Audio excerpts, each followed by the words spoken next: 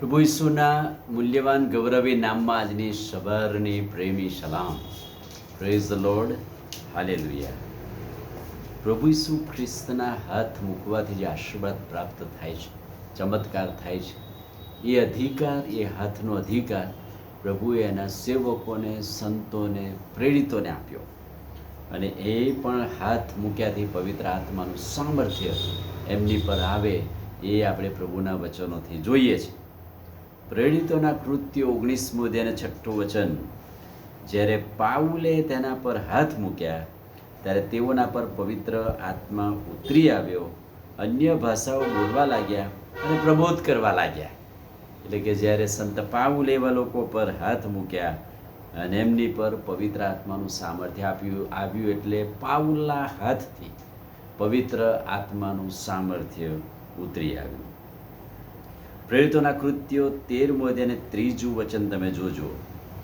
તેઓએ ઉપવાસ તથા પ્રાર્થના કરીને બારનાબાસ અને પાઉલને માથે હાથ મૂકીને તેઓને વિદાય કર્યા. શરૂઆતની મંડળીના વડીલોએ સંત પાઉલ અને બારનાબાસ પર હાથ મૂકીને તેઓને સેવાને માટે અલગ કર્યા, વિદાય કર્યા.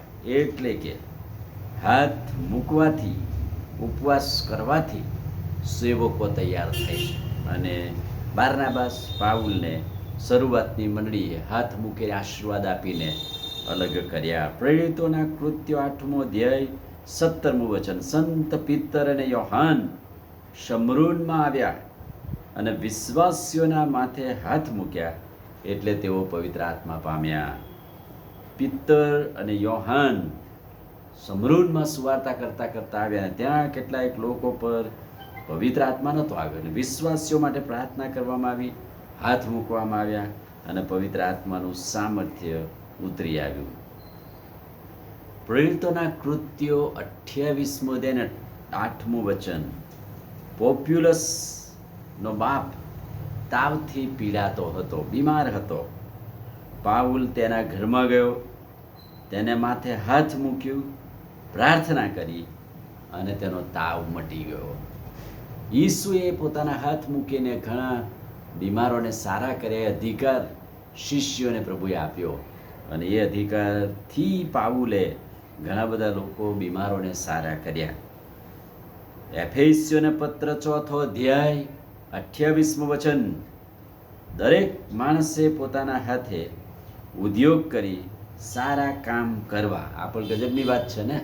પાઉલ જણાવે છે કે દરેક માણસે પોતાના હાથે કામ કરવું, હાથથી કામ કરી, ઉદ્યોગ કરી સારા કામ કરવાને દેવનો મહિમા પ્રગટ કરવો. બીજો સમુએલ 24મો અધ્યાય અને 14મું વચન. દાઉદે ગાદને કહ્યું કે હું મોટી મુશ્કેલીમાં છું, આપણે હવે યહોવાના હાથમાં જ પડીએ, કેમ કે તેની દયા ઘણી છે, માટે માણસના હાથમાં પડવું ન પડે. અને આ તો ગજબની વાત છે કે દાઉદે કહ્યું કે માણસના હાથમાં પડવું એના કરતાં ઈશ્વરના હાથમાં પડવું અને એની દયા પર પડવું એ આપણા માટે ઘણું જ અગત્યનું છે. અને ઈશ્વરના હાથ પવિત્ર આત્માના સામર્થ્યથી ભરપૂર થઈને આપણને જે આશીર્વાદ આપે છે, પ્રભુની કૃપા અને દયા જોઈ શકીએ છીએ. આમીન. પ્રાર્થના કરીએ. વાલા પ્રભુ, આજે સવારે તમારા ખાતરીદાયક અદ્ભુત વચનને માટે આભાર. વચનના પ્રકાશમાં એમને દોરો, તમારું સામર્થ્ય આપો. પ્રભુ ઈસુના નામમાં માંગીએ છીએ, સાંભળો ને માન્ય કરો. આમીન. God bless you.